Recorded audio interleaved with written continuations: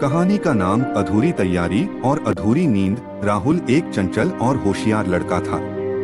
उसके माता पिता, शिक्षक और दोस्त सभी जानते थे कि उसमें काबिलियत है। बस एक कमी थी, वो समय की कीमत नहीं समझता था।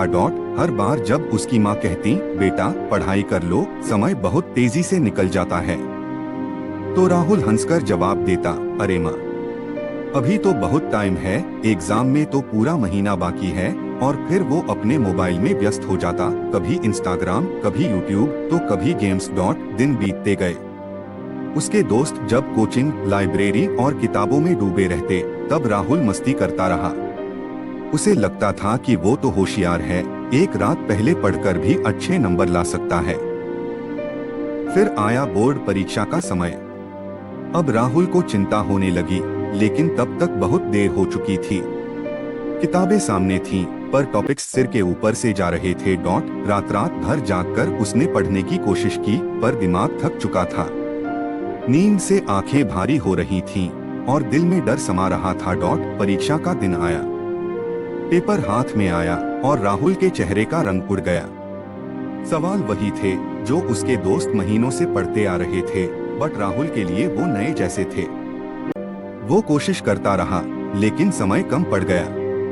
कुछ सवाल अधूरे छूट गए। पेपर खत्म होते ही उसे पता था, इस बार कुछ सही नहीं होगा।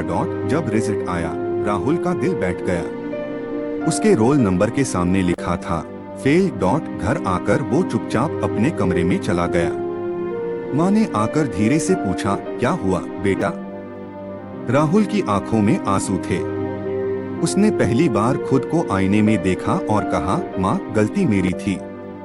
मैं समझ नहीं पाया कि समय रुकता नहीं, और अब मुझे दोबारा सब शुरू करना होगा। माँ ने उसे गले लगाया और कहा, गलती करना बुरा नहीं होता, बुरा तब होता है जब हम उनसे कुछ सीखते नहीं। अब वक्त है खुद को साबित करने का। अगले दिन से राहुल ने अपना जीवन बदल दिया। मोबाइल की जगह किताबें आ गईं। रात की जागी आंखों में अब सपनों की चमक थी, और हर मिनट की एक कीमत थी। 1 साल की मेहनत के बाद राहुल ने फिर परीक्षा दी, और इस बार उसका नाम टॉपर्स की लिस्ट में था। समय किसी के लिए नहीं रुकता। जो उसका सही इस्तेमाल करता है, वही जीतता है। समय की बर्बादी जिंदगी की बर्बादी है। अगर आपको अखबार की खबरों से ज्यादा कहानियां पसंद हैं, तो इस वीडियो को पूरा देखें और अपने दोस्तों के साथ शेयर करें।